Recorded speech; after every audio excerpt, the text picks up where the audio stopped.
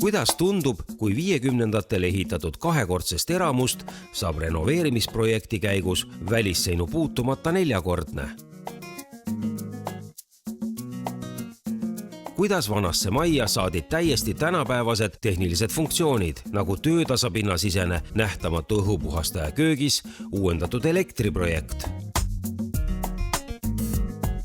Kuidas kaldkatuse alla tekkis avar vannituba? Nüüd avaneb nõudepesumasin vaid koputuse peale ja juurde tehti nii sahver ja muid panipaiku, mida tavaliselt ei saa ruumipuuduse tõttu sellistes majades kunagi lubada. Magnooliapuit sauna viimistluses on pelgalt emotsionaalne luksus krooniks vanamaja ulmelisele renoveerimisele.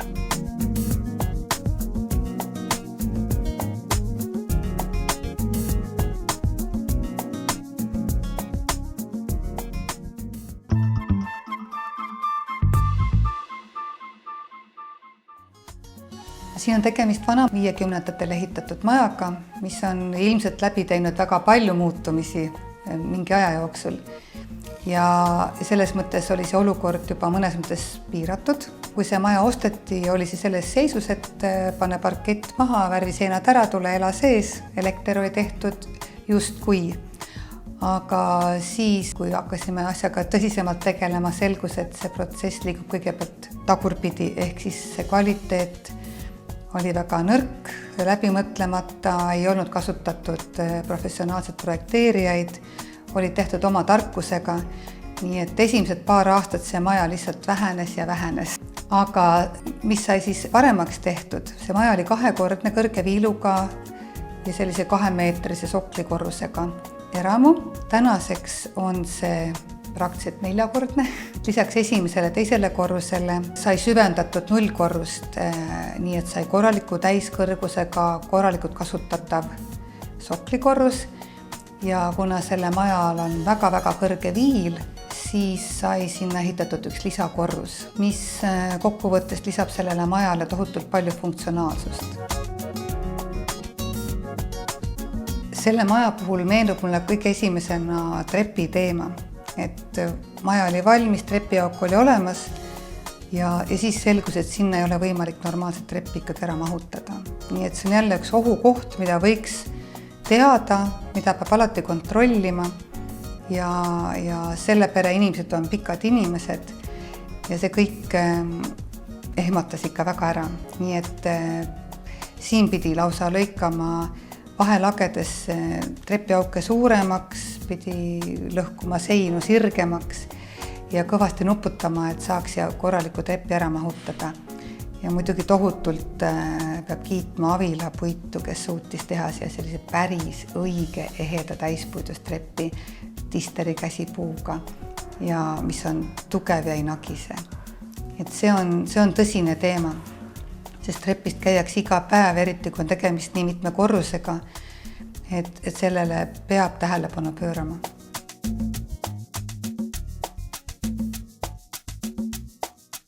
Selles majas korruse pindalad ei ole väga suured, aga kuna need korrused on mitu, siis mahub siia päris hästi elama 4-liikmeline perekond. Esimesel korrusel on, nagu ikka, avatud elutuba, söögituba, köök. See on kõik voolava ruumina.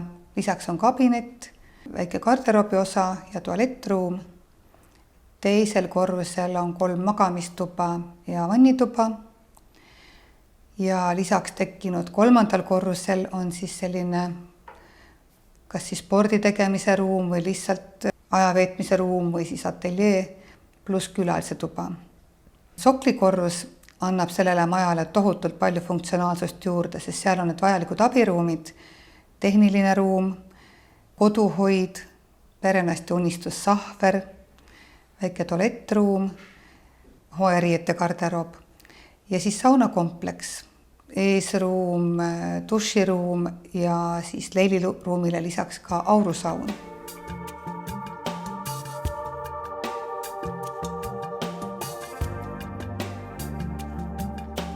Teisel korrusel on siis magamistoad, vanemate magamistuba, poja ja tütretuba. Kuna selle pere eelmine kodu oli suhteliselt tume, siis nende väga-väga suur soov oli, et see kodu saaks olema heledam, mis on ka põhjendatud, kuna Nõmmel on tõesti tegemist ka mändide aluse varjulise ümbrusega.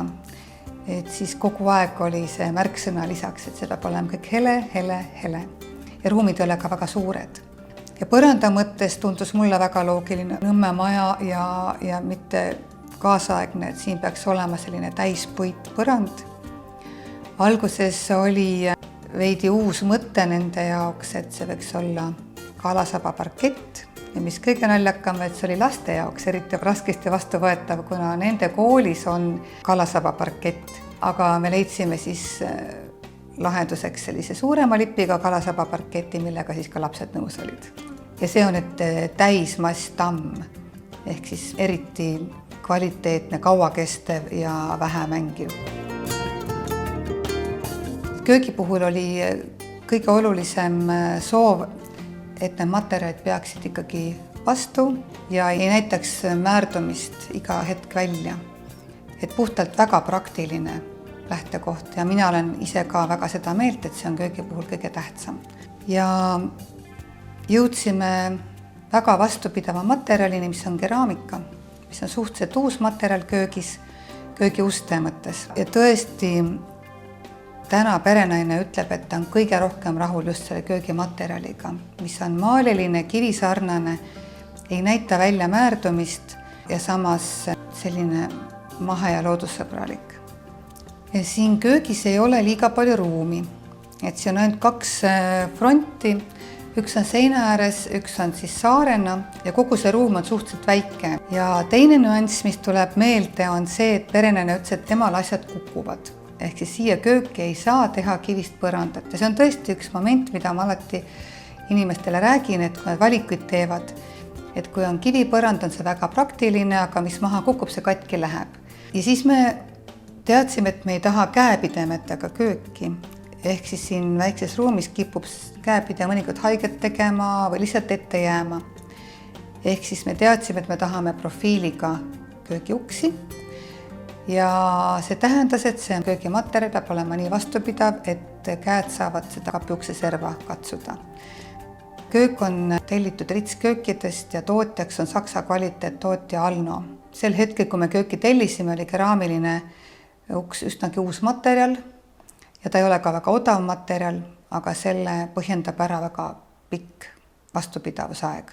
Köögi tööpinnad on tehiskivist ja valamufrondi tagasein on täpselt sama materjal, mis uks, et mulje oleks ühtlane, vähem kirju ja hoiaks ruumi avara. Valamufrondis on siin kindlasti oluline valamu ise, mis on selles köögis tööpinnaga täiesti ühes tükis, mis on muidugi ideaalne lahendus. Seal pole ühtegi pragu, kuhu peaks silikoni panema, et vesi ei pääseks. Mis on eriline selles valamufrondis on see, et siin külmiku uksed ja nõudepesuma uks käivad mootoriga. Et see vajadus oli pigem mitte laiskus, vaid see tõsiasi, et meil oli väga piiratud ruum. Käepidemed me ei tahtnud, aga see profiil, mida me kasutasime, võtab ruumi. Ehk siis meil ei olnud enam ruumi lisada profiil külmiku uksele. Ja me ei tahtnud ka panna käepidemeid.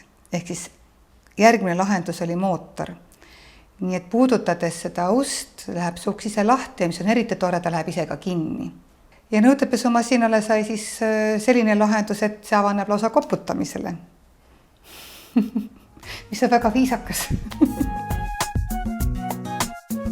Kindel soov oli pererahval, et nad ei taha sellele saarele, kus on ka pliit, õhupuhastajad sinna pea kohale ette. Nad ütles, et nad löövad oma pead ära, see tekitab sinna ka silmsideme katkemise ja pidime siis leidma lahenduse ilma lahe küljes oleva saare õhupuhastita. 2 varianti siin ainult ongi, üks on siis lakke süvistatav ja teine on tööpinda süvistatav. Lakke oli siin väga keeruline õhupuhastit viia, nii et me otsustasime, et me lahendame selle asja siis tööpinna sisese õhupuhastiga, mis ei ole kerge ülesanne, kui on tegemist olemasoleva majaga.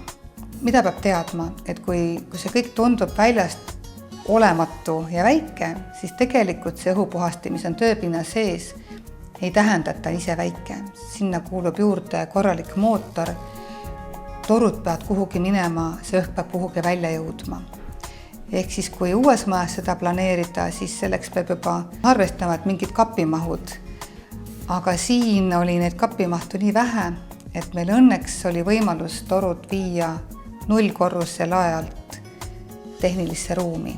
Et selles mõttes me saime suhteliselt väikeste ruumikadudega tööpinna sisese õhupuhastaja ikkagi kasutusele võtta. Et ma alati küsin pärast valmimist tagasisidet, kui inimesed on juba mõnda aega sees elanud, et kuidas asjad toimivad, kus oleks pidanud midagi teistmoodi tegema. Ja õhupuhasti kohta ütles perenene nii toredasti, et see tõmbab nii hästi, et kui ta toitu teeb, siis selleks, et tunda toidu lõhna, peab ta õhupuhasti välja lülitama, sest need aurud lähevad ennem minema, kui nad ninani jõuavad. See tõmme on tõesti tugev. Selgus, et selle õhupuhasti juhtimine saab olla ainult paneeliga ja nuppudega, nii et ahi paigutus oluliselt allapoole kui tavaliselt. Aga see oli lihtsalt selle valiku tulemus. Saare puhul on siin tüüpiline lahendus, teisel pool saart on istumine ja lett ja et oleks vaade puhtam ja ruum rahulikum, on siin lett tõstetud kõrgemale. Aga üks moment, millele võiks tähelepanu pöörata, on just see paaripukkidel istumine, et inimeste jalad kipuvad seda seina määrima või isegi lõhkuma. Et siin köögis me arutasime ka tükk aega, et millega katta see sein, sest et oli kindel teadmine, et tavaline värvitud kips seda peret ikkagi ei rahulda. Leidsime lahenduseks sooja valge suure keraamise plaadi, mis on praktiliselt märkamatu. Aga samas me arutasime ka varianti, et see põrandaparkett tõuseks sinna seina peale. Lihtsalt siin ruumis me otsustasime heleduse kasuks, et seda ruumi avarust säilitada. Aga need võimalusi on erinevaid, seda võib lahendada ka kiviplaadiga või teise materjaliga. Aga ilmselgelt on see praktiline ikkagi millegi tugevaga ära kaitsta. Esimese korruse avatud ruumi osas oli kindlasti üks keeruline teema kardinad, aknakatted. Esiteks on nad kõik korraga näha, et ei tekiks sellist üleküllastatust, et kui panna nüüd kõik ühe kangaga, siis tekib tunne, et seda kõike on väga palju. Samas jälle, kui panna siia erinevad asjad, siis tundub, et seda kõike on jälle teistmoodi liiga palju. Aknakatete puhul oli kõige keerulisem see funktsionaalne pool. Tegemist oli esimese korrusega ja see pererahvast häiris see, et autod sõidavad siit mööda ja õhtul autotulede vilkumine jõuab tuppa. Samas me ei tahtnud ka panna ennast sundolukorda, et me peame sellepärast kardinad ette tõmbama. Et funktsionaalse poole me lahendasime voldikardinatega. Voldikardinate kõige suurem pluss on see, et nad kokku tõmmatuna võtavad ülivähe ruumi, ehk siis näitavad ennast väga vähe välja. Ja see lahendas selle probleemi tõesti ära. Hubasuse annavad tüllid ja külgkardinad. Leidsime ühe kanga, mis sobis siia nii külgkardinana kui roomakardinana ja et see kõiki oleks liiga igav, siis elutoas kasutasime sama kangast tumedana osaliselt ja ülejäänud ruumi osas siis heledana. Et aga avatud ruumi puhul ongi need teemad mõnikord üsna keerukad lahendada, et võib minna kirjuks, võib minna igavaks. Elutoas võiks mainida seda, et nii mõnelgi perel on teemaks loomad, et koemustriga kangad kassidega peredel ei sobi, ehk siis kasside küüned jäävad siia taha väga kergesti kinni. Et kassiomanikud teavad, et kangast, mis diivanile sobivad, peaksid olema siledamad, tihedama koega, ka sametjamad ja siin see pere tõi mõned kanganäidised koju kassile mängida ja katsetatigi kassi peal, nii et soovitan siiralt loomkatset teha. Siin see kangavalik õnnestus, et kassile ei meeldi. Avatud ruumi valgustus on alati keeruline teema. Üks asi on see lülituse asukoht, et see oleks igatpidi mugav ja kus on vekslid ja kus ei ole vaja. Ja teine asi, neid tsoone ja nurki tekib kuidagi rohkem. Et siin ma olen kasutanud 3 tüüpi valgusteid. Süvisvalgusteid, mis oleks võimalikult märkamatud, laepealseid kohtvalgusteid. Ma väga armastan kasutada väikseid suunatavaid valgusteid ja tööpinna kohal oli kindlasti vaja sellist funktsionaalset valgust, et need on siis niisugused nähtavad laepealsed silindrid, et nad eristuksid siis sellest üldvalgusest, mis on süvisvalgusena lahendatud. Ja loomulikult on söögilaua kohal alati see koht, kus võib olla midagi natukene erilisemat või märgatavamat. Ja siin on Penta imeline valgustin. Maja terviku huvides me lahendasime kõik põrandad ühtemoodi, seinad on heledad, uksed tegime täispuidust, aga valged. Et siis nad sobivad kõikides tubades ühtemoodi hästi. Kaldkatuste puhul on alati inimestel soov ära kasutada see kaldealune pind ja ideaalne, kui sinna mahub ka garderoob. Nii et tüdrukutoas on selleks ruum täiesti piisav ja ongi nii tehtud ja ruum on ka suhteliselt väike, sinna ei mahukski riidekappi panna. Poisituppa tekitasime ikkagi liugustega kapiniši, sest seal ei olnud garderoobiks ruumi. Ja et ruum mõjuks ikkagi avarana, tegime võimalikult märkamatu lahenduse, valged uksed, mis sulavad seintega kokku. Voodi peatsi taga oli sakk, aga see oli kitsam kui voodi, nii et oleks jäänud natukene tunnet, et voodil puudub tugi. Siis me tekitasime sinna voodi peatsi pikkuse seina ja selle pikenduse kasutasime ära siis nišiks, mis on jälle koht, kuhu asju panna ja lastel on need asju ju alati. Teise korruse vannituba on katuse kaldega ruum, mis teeb asja alati keerulisemaks. Sinna oli soov ära mahutada nii vann kui dušš, lisaks muidugi valamufront ja pott. Püüan planeerida vannituba alati nii, et märjem tsoon oleks uksest kaugemal, et poti ja valamu juures oleks kuivem tsoon. Ja selles vannitoas on dušš kaldega osas ja kaldega osas on ka aken.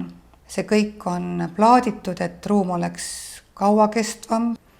Nii et plaaditud kaldpinnad, mis kohtuvad sirgete pindadega, on keerulised lahendada.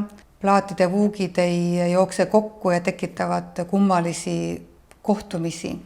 Leidsime akna juurest lahenduse, et kuigi seinas on väiksema mõõduga plaadid, siis akna põsepinna plaatisime ühe suure plaadiga, mis need kohtumised siis ära lahendas. Vanni kõrvale see tekitatud lisaaste, mis annab lihtsalt seda pinda, kuhu asju paigutada. Tihti olen toonud astme hoopiski kalde alla, et tekitada vannis istumiseks piisavat kõrgust. Et see on mõnikord vajalik just selleks, et see vann üldse toimiks. Et ka siin ruumis on võib-olla peale natukene vähe kõrgust, aga inimesel on mõnusam istuda vannis näoga ruumi poole, mitte näoga seina poole. Rätikukuivatustorule on mõnikord keeruline kohta leida, aga selles vannitoas oli tegelikult, pole see kõige ideaalsem lahendus, kuna rätikutoru all on aste. Ühe rätiku saab sinna väga vabalt riputada. Sileda seina puhul saab ka alumise toru külge riputada, aga siin astme puhul see vast nii hästi ei toimi. Selle vannitoa segistid on minu üks suur lemmik Hans Krohe puraviidasari, mis meeldib mulle nii selle materjali poolest, mis on kroomi ja valge kombinatsioon, kui ka toreda ümara nurgaga kandiline vorm. Valamumööbel on Villeroy Pohhilt ja valamumööbli puhul ma pean hästi oluliseks, et oleks võimalikult pikk valamu tööpind ja see on suhteliselt pikk. Vannitoa põrandate juures ma pean kõige olulisemaks seda, et ei oleks seda libeduse probleemi. Et siin duši nišis on kasutatud selle põrandaplaadi mosaiikvarianti.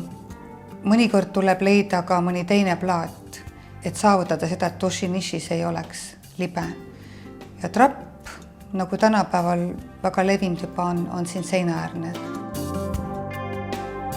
Nullkorruse puhul oli pererahva soov, et see mõjuks ikkagi nagu päris korrus, et see mõjuks keldrikorrusena. Sellepärast tõime sinna rohkem puitpõrandat ja mis on eriti oluline, et selle maja funktsionaalsust tõstavad need abiruumid. Nullkorruse kõrgus oli algselt 2 meetrit, mis on ilmselgelt ebapiisav. Liivane pinnas võimaldas seda nullkorrust süvendada, nii et siin saime juurde peaaegu meetri. Ja täiskõrguses korrus andis siis ikkagi täisfunktsionaalsuse.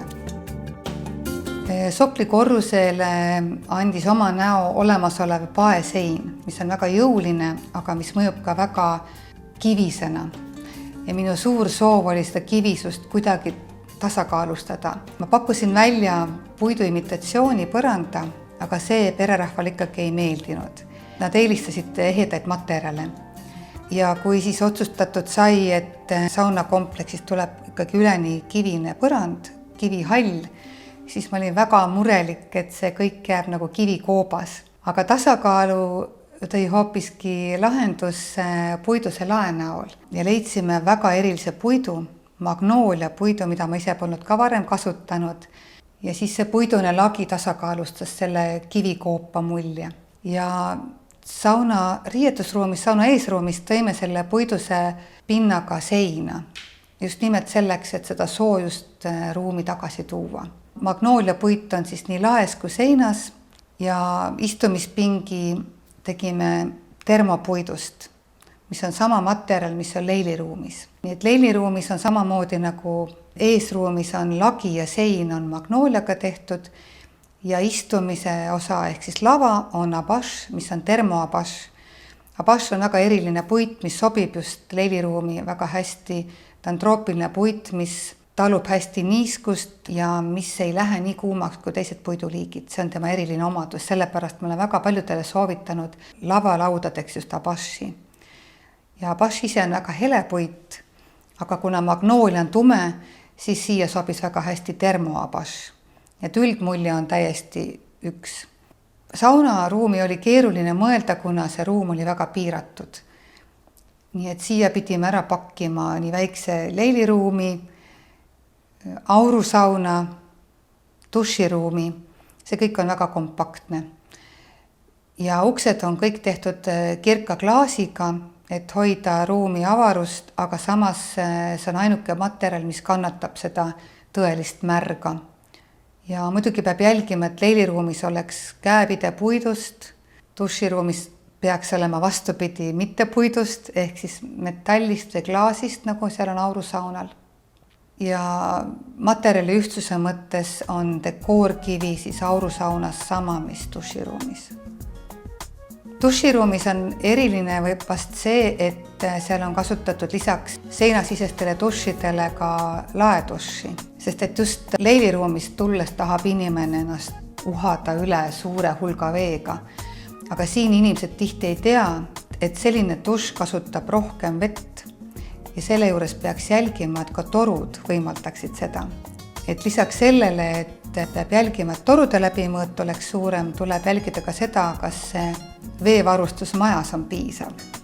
Et siin piirkonnas ei ole see veesurve nii suur, selleks lisati lisapumbad, sest pole mõtet planeerida suurt veehulka vajavaid duše, kui seda veevarustust vastavat ei ole. Et siin jõuti tehniliste lahendusteni ka tagurpidi käiguna, kuna selles majas ei olnud eelnevalt nende lahenduste peale mõeldud. Aga tuleb välja, et seda võimalik ka tagurpidi siis tekitada, et lisapumbad annavad nendele tehnilistele lahendustele ka piisava veehulga. Ja ka käsidušil on olemas lisavõimalused, nii et neid võimalusi on võimalik tekitada väga laias skaalas. Aurusauna ja pesuruumi vahel on saunakompleksil väga eriline klaasuks, mis eraldab seda teistest ruumidest. Ehk siis see klaasuks on nii tulekindel kui helikindel. See tähendab muidugi väga erilahendust, aga see on võimalik. Eesruumis on köök. Seda enam, et selles majas on saunaruum erineval korrusel köögist ja see on väga ebamugav treppidest siis joosta, et seal on siis veinikülmik, tavaline jahekülmik, valamu ja see köök on lahendatud ka väga vastupidavate materjalidega. Visuaalses mõttes lahendasime selle kõik ühe materjaliga, ta mõjuks mitte köögina, vaid sellise ühe kuubikuna.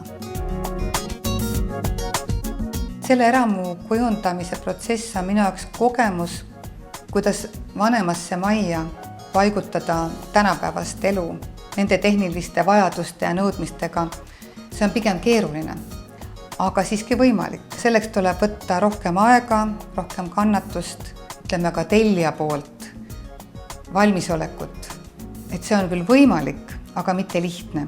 Vajadused olid teised. 50-ndatel projekteeritud maja ruumiprogramm ei ole kindlasti see, mis tänasele inimesele väga kergesti kohe sobib. Sellel ajal kindlasti ei olnud nõudmised küttele, õhuvahetusele, valgustusele need, et tänasel päeval kõige keerulisem on siia kindlasti mahutada tänapäevast ventilatsioonisüsteemi. Aga see kõik on võimalik. Et selle maja protsess on natuke omanäoline ka selles mõttes, et kahekordsest majast sai pärast 4-korrusega maja, ehk siis mõttes ma nimetan seda maja mõnikord muumimajaks ja mõtlen ka sellele sportlikule eluviisile, et see perekond ikkagi peab liikuma 4 erineva korruse vahet. Aga samas algsesse mahtu poleks see perekond ka oma soovidega ära mahtunud.